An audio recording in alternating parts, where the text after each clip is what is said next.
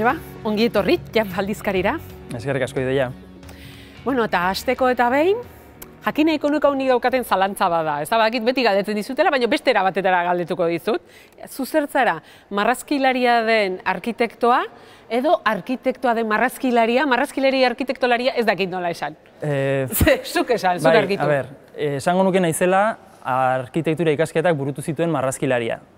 Ze esatea arkitektoa naizela titulua eukitzeatik bakarrekan, pixka bat agian gehiagizkoa dela iruditzen zait. Arkitektoa da arkitektura egiten duena, eta nik titulu atera nuenetik ez dut arkitektura ezertarako jorratu, beraz, nire burua marrazkilari kontsideratzen dut. Ez ilustratzaile, marrazkilari? Bueno, gustatzen zait marrazkilari hitza, ze horrek biltzen ditu pixka bat kontzeptu asko, komikilaria naiz, ilustrazioak egiten ditut, agian gehiago nator komiki mundutik ez da, baina gero egunerokoan ilustrazioan da agian lan gehien egiten dudana. Orduan, niretzako marrazkilari hitzak denak biltzen ditu, ze azken finean denak marrez egiten ditut, kolore mantxekin baina gehiago, orduan marrazkilari hitza gustatzen zait. Eta, bueno, Josebinski bezala ere ezagutzen zaitugu. Nondi dator? Nondi dator? Hori dator naizela familia handi batean gazteena. Nire ama 8 nahi arreba, nire aita 3 ziren, eta lehengusu guztien artean ninaiz gazteena, ordan jarri zizkidaten munduko diminutibo guztiak. Eta horietako bat, nire izeba batek berezik esaten zidan asko Josebinski, edo Josebiski, edo Josebiski, edo nahi duzun bezala, eta nik uste hortik gelditu zela pixko bat, lagunak hasi ziren horrela deitzen ere bai, eta hortik hartu nuen. Eta, bueno, txikitatik zenuen marrazkilaritzarako edo marrazteko bulkada, grine hori? Esango nuke gertatzen zaigula marrazkilari guztioi gauza bera. Galdetzen diguzue sarri, ezta? Noiztikan marrazten duzu? Denok bezala. Txikitan txintxo egoteko arkatza eta papera eta egon horri xilikan, arezkioztik. Gertatzen dena da, marrazkilariok ez dugu utzi, bihurtu dugu afizio lehendabixi, gero ofizio, eta jarraitu dugu garatzen gure habilidade hori, baina betidanik. Eta komikizalea ere bai, txikitatik? Bai, esango nuke komikizaletasuna aitak sartu zigula, anaia eta bioi, txikitan irakurtzen zizkigun oheratzerakoan, ipuinen ordez Tintinak eta Asterix eta Obelixak, beraz, erruz gustatu behar zitzaizkidan komikiak, esango nuke baietz. Eta hortik, adibidez, aipatu dituzu bi horietatik, ez da, Tintin, Asterix eta Obelix, klasiko handiak. Horietaz gain, pixka bat zure gaztaroan edo zeintzu markatu zituzten? Naiz oso originala. Oso txikitan asko gustatzen zitzaidan Mortadelo eta Filemon. Asterix eta Obelix eta... Superhumor. Superhumor, baina superhumor barruan Mortadelo eta Filemon. Zipizap eta hauek ez zitezkidan bat ere gustatzen. Pijo batzuk egiten zitezkidan, ja ni txikian nintzela ere. Baina, bueno, noski Tintinak eta Asterixak asko gustatzen zitzaizkidan, baina ja nire diruz erositako lehenengo komikiak suposatzen dut Dragoi Bolak izango zirela. Ze, Marrazki Bizuinetako seriaz aparte, berez komikia zen, tamalez euskaraz etzen kaleratua, beraz nik Dragon Ball erosten nuen, baina, bai. Eta handik amadotor. Ikusten zenitun marrazkia bizidunak ere noski, ez da?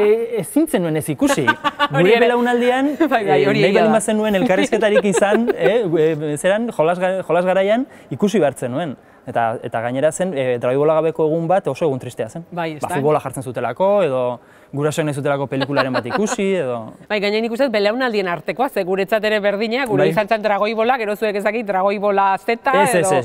Dragoi Bola baita ere, bueno. Ematen duna, baina adinantzekoagoak izango ditugu. Ez dut uste. Ez dut uste. Bueno, esan duzu, txikitatik zaletasuna, gero zure hobi edo zaletasuna bihurtzen da, eta noiz bihurtzen da, edo noiz izaten da aldaketa hori, hau da, zuk esaten duzuna, bai? Oso ondo, arkitektura ikasten dut, baina marrazkilaritzatik bizi nahi dut.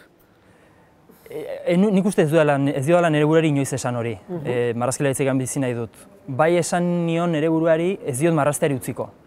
18 urterekin aukeratu arazten digute, 17-18 urterekin, karrera bat egin behar balin baduzu. Eta nire duda zen arte ederrak edo arkitektura. Familian arkitekto asko zeuden, eta orduan banekien zertzen arkitektura, baina ez zegoen artista edo margolari edo horrelakorik. Eta orduan enekan eredu bat esaten ahal nuena, hori bada bide bat egin dezakedana. Orduan, pixka bat egin nuen gauza segurua edo, arkitektura aukeratu nuen, baina nire gure esanen, baina ez dut marrazteari utziko. Eta azkenean batak bestea gailendu zuen, ze arkitektura egiten nuen bitartean ja hasi nintzen berriarako matraka suplementuan umore zintak egiten, eta nabarra, eta horrela. Eta noiz bilekatu zen edo, noiz badukazu halako mugarrin bat edo, zeinek esaten duzuen, bueno, hemen lan honekin edo momentu honetan bihurtu nintzen edo marrazkilaritzatik bizitzen hasi nintzen. Segurazki autonomotan alta eman nuenean. Baina egia da.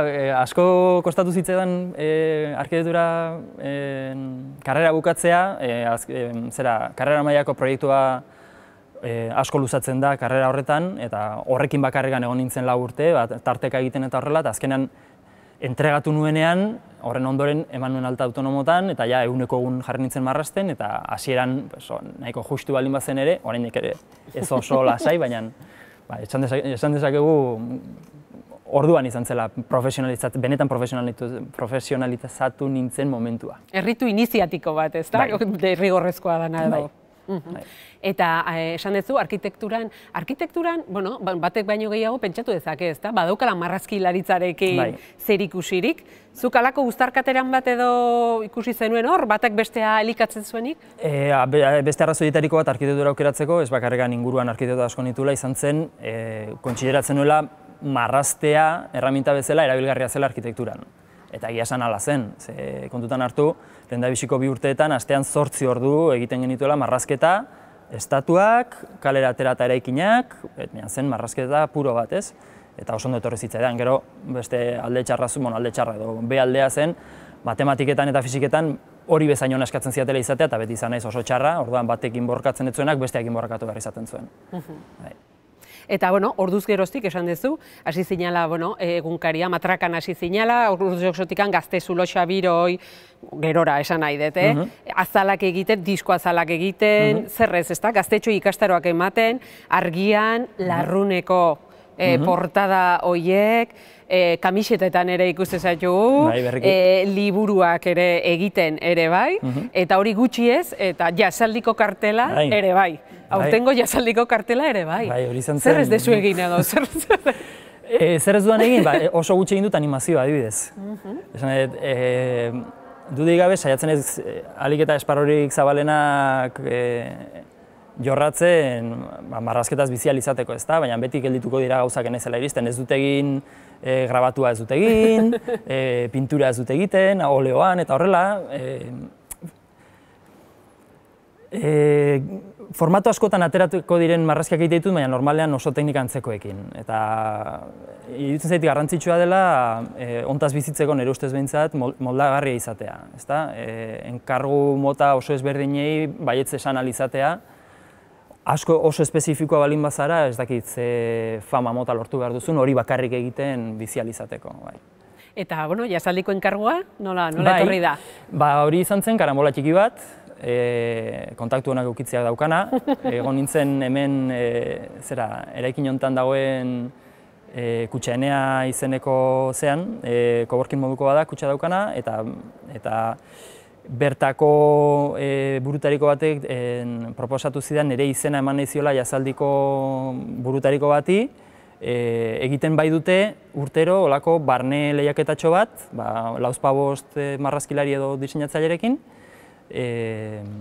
hortikan aukeratzeko kartela, ez da? Eta izenak eskatu zizkien jasaldikoak Kutxaeneakoari, eta nerea ere ematea proposatu zen, da nik noski nola ez. Eta egin nuen proba, eta azkenan ere aukeratu zuten. Eta egia esan nuen usten azkenan ere aukeratuko zutenik, ezakit ikusi zuen kartela, baina ez da ez maskarillarik agertzen, ez jendea ez dago 2 metroko distantzian. Ez, dana dantzan daude, oso ondo pasatzen. Badirudi metafora ulertu dutela, eta ez direla galditu bakarrekan irudian agertzen denarekin. Eta nola, hori nahi zenuen, zer nahi zenuen adierazi horrekin? Bai, a ber, tokatu zitzaidan hori marraztea itxialdiko 2. astean esango nuke. Eta orduan deno ginen ateratzeko izugarrizko gogoekin, eta suposatzen dut hori islatu zela baita ere kartelean. Atera, festa, kolorea. Estanda hori ez, pixko bat, kolorea, zuk esaten zuen bezala. Eta gero ja badaude aspekto formalago batzuk, nahi nuen sartu Donostiako zerbait, olatua hortikan, eta jazzaren zerbait, instrumentuak, eta pixko bat, oieia dira, enkarguak bere jartzaizkizun eskakizunak ez, baina inspirazioa hortik antzetorren, itxialditik atera nahi izatetik. Azken hilabeteetan, azken urteetan esango nuke, ezta? Zure izena eta zure marrazkiak batez ere, toki askotan aipatu dugun bezala, ezta? Toki desberdin eta ez bakarrik esan nahi dut paperean, izan daitezke formato desberdinetan, ez da? Ez komiki edo, ez du erreze izan behar, izan ere, zuk esan duzu bezala, ez da? Diversifikatzea ere garrantzitsua iruditzen zaizula, marrazkilaritzatik hemen bizitzeko. Hemen eta edozein tokitan baldin badaude adibidez horrelako komik industria handiak, komikitikan bakarrekan bizitzen alko zara, seguraski, Estatu Batuetan, edo Japonian, edo Frantzian. Baina niri tokatu zaidana, bada norberi zaerarekin dijoan zerbait. Nire buruan nahiko pertsona kreatiboa kontsideratzen dut, eta orduan gustatzen zait proiektu ezberdinetan parte hartzea, eta gauza berriak egitea, eta orduan askotan proposatu izan didatenean gauza berri bat, baietz esan izan dut bi aldiz pentsatu gabe, gero da mutu izan naiz, baina horrela joten zara ikasten zerbait, zerrez, eta ikusten duzu arlo batzutan erosoago zaudela, hasieran argiak proposatu zidanean azalak egitea oso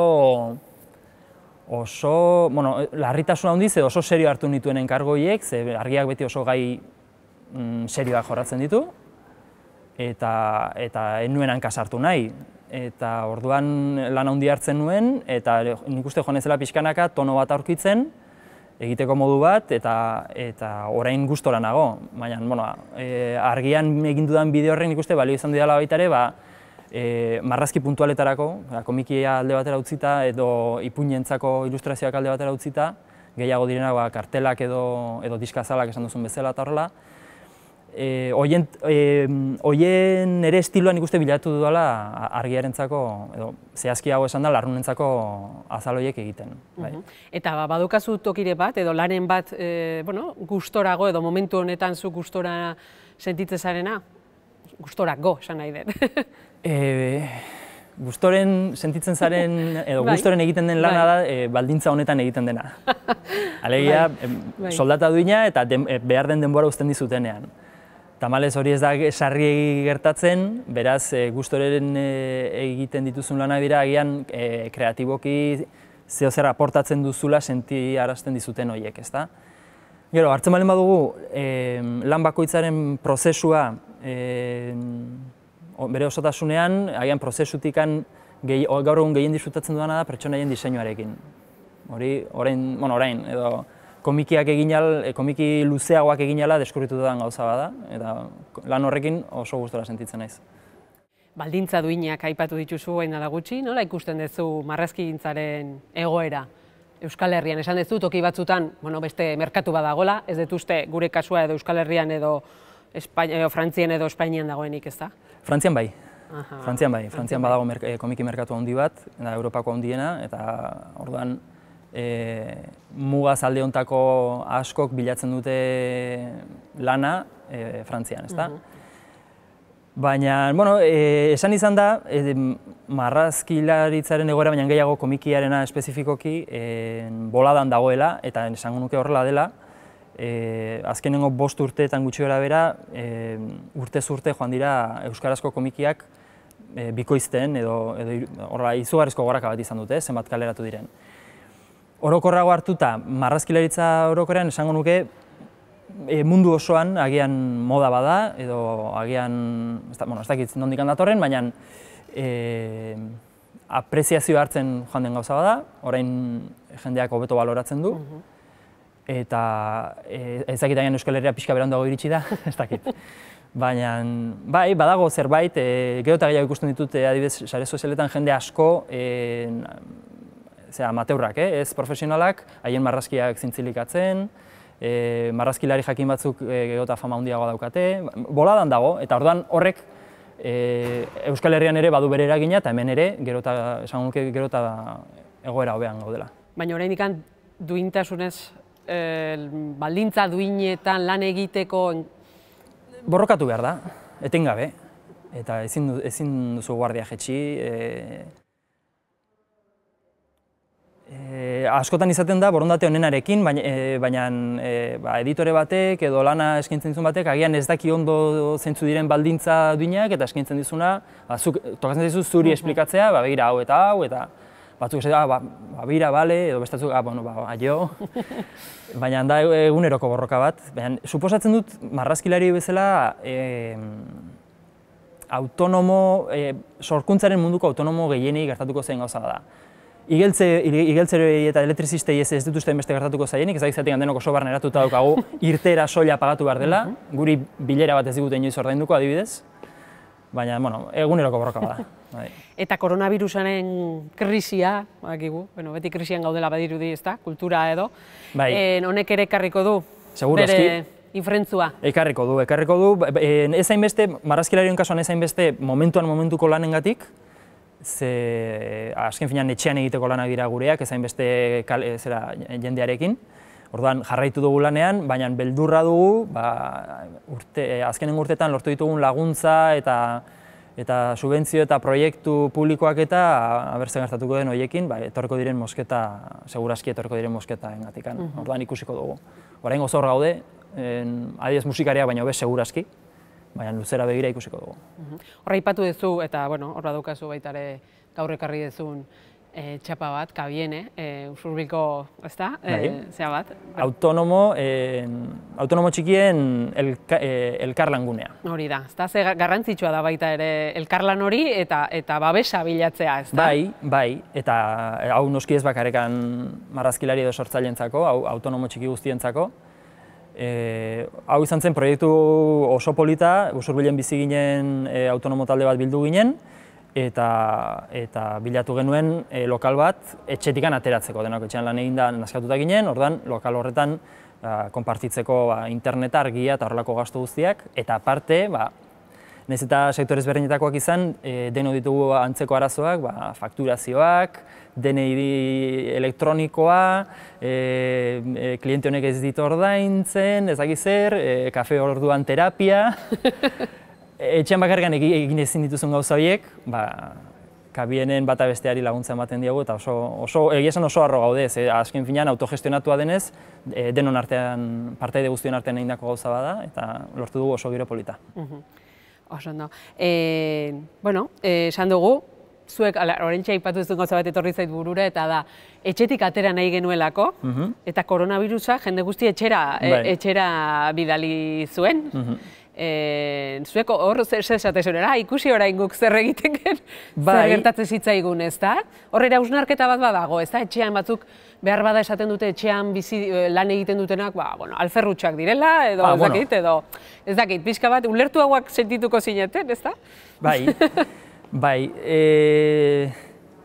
nik uste orain jendeak ulertu dela zezaila den konziliazioa etxetikan lan eginda. Etxean zaudenean beti dago zerbait egiteko, bada arropa garbitu, hurrengo eguneko janaria egin, edo dena delakoa. Konziliazio hori errazteko oso gure iritziz behintzat oso garrantzitsua da bizitzako bi arlo horiek bereiztea. Segurazki orain jendeak hobeto ulertzen gaitu. Baina aparte, niri askotan gertatu izan zaidana, pasan dituen urteak etxean lanean, eta adibidez orain jazaldiko kartelarekin egunkarianetan agertu naizelako, bizilagunen batek esan dit, egunkarian ikusi zintudan, eta ni artean pentsatzen. Esaldi horren atzetik handi joana, beraz, zeo zer egiten duzu etxean zauden denbora guzti horretan? Ez zara alperputza bat. Balio bat ematen zaizu, egunkarian ikusi zaitxulako, ez da? Baina, hori, etxeko lana beti oso izkutuko da, bai. Ados. Aipatu ez du pixka bat, lan prozesuak nahiko nuke pixka bat gehiago ezagutu, ez dakit nola pixka antolatzen dezu, adibidez, jazaldireko kartela, edo izan daiteke komikio liburua edo, litzea, nola antolatzen zea? Zein da zure prozesua? Nahiko mekanikoa da. Ezin nahi zegoen horrela inspirazioari esperoan sofan botata, ez da? Izaten da, enkargo bat iristen denean baditu bere ezaugarri batzuk, eta moldatu hartzara ezaugarri horietara. Askotan ezaugarri horiek berek ematen dizute nondik tira, nondik hasi asmatzen, eta pixka bat normalean egiten duana da horrelako kontzeptu lista bat, gaiak edo iradokitzen dizkidan irudiekin, eta gero joaten naiz normalean irudiak bilatzera. Bai gustatzen zaizkidan beste marrazkilariei begiratuaz, ikaragarri pila kopiatzen dut. Ez plagiatu, ez kalkatu, baina kopiatu bai. Hori arkitektura karreran ikasitakoa da. Ez pentsa zaretenik Miguel Ángel kopiatu ondo egiten duenari, horrela asko ikasten data. Beraz, kopiatu eta gero inspirazio multzo horretatik ja ateratzen dituzu faktore batzuk, jaten zarela forma ematen, zirriborroak egiten, hasieran arkatzez, gero tintaz eta gero normalean kolorea ordenagailuarekin ematen dut.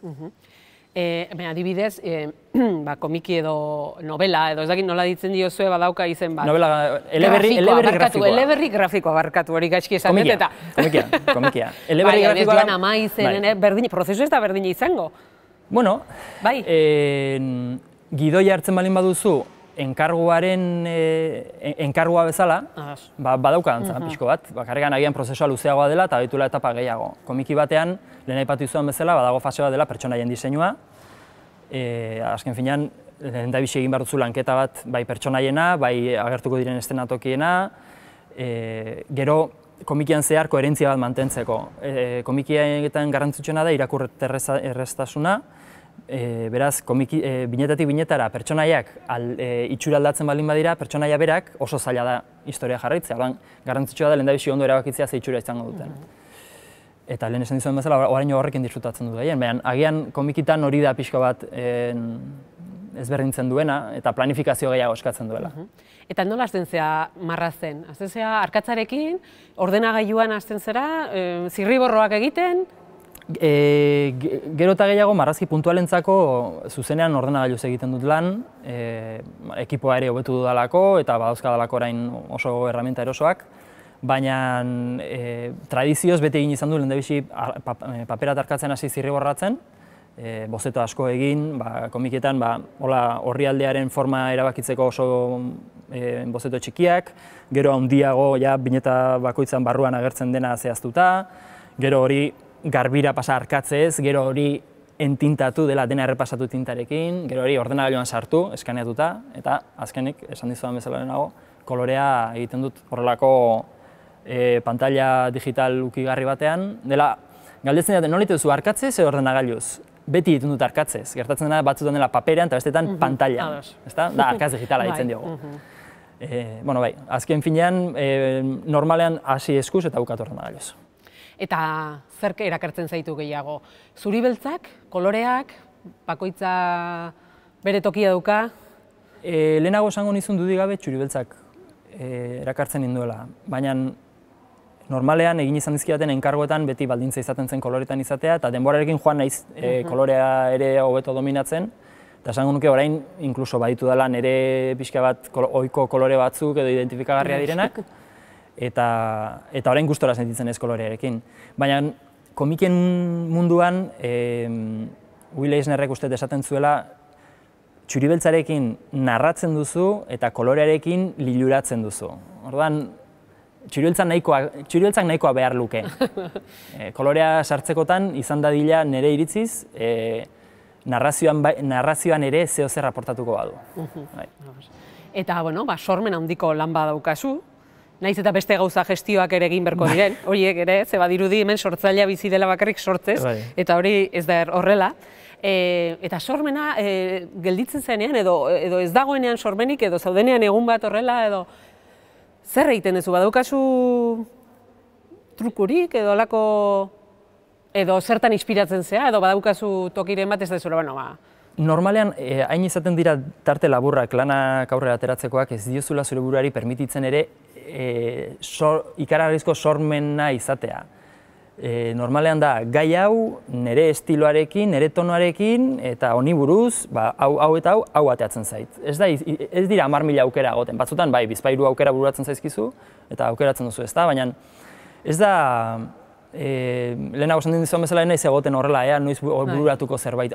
Ariketa bat izaten da, iaia ekuazio bat bezala. Bakarrekan, sortzaile bakoitza baduela ekuazio hori askatzeko bere modua. Ez dago erantzun bakarra, baina da, ariketa bada, ez da inbeste horrelako inspirazio divino bat. Egunerokoan ene sentitzen hain sortzaile.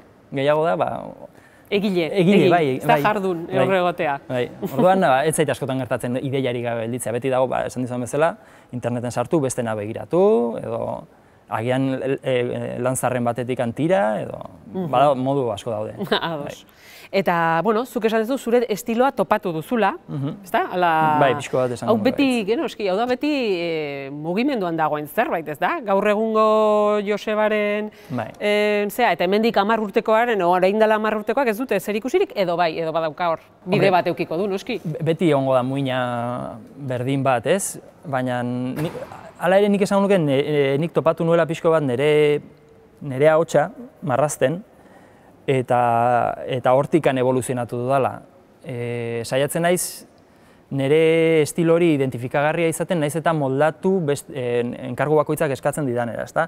Gero eta garrantzia gehiago ematen diot horri, nire marrazki bat ikusten dutenean, esan alizatea, bera, hori Josebizkik egin du.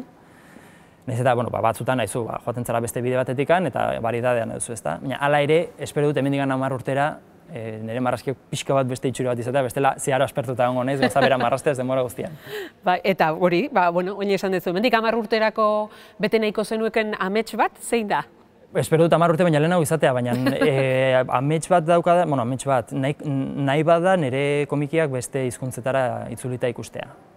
Hori nahiko nuke, frantsesera, inglesera eta horrela, hori izango zen poza handia. Eta hasi berri batentzako gomendio bai edo bai emango zeniokeena? Hasi berri batentzako, hasteko komiki asko irakurtzea, komikitaz ari balen bagara, komiki asko irakurtzea, eta bere ahotsa bilatzen saiatzea. Bai trazoan eta bai tonoan, zer nahi duen kontatu.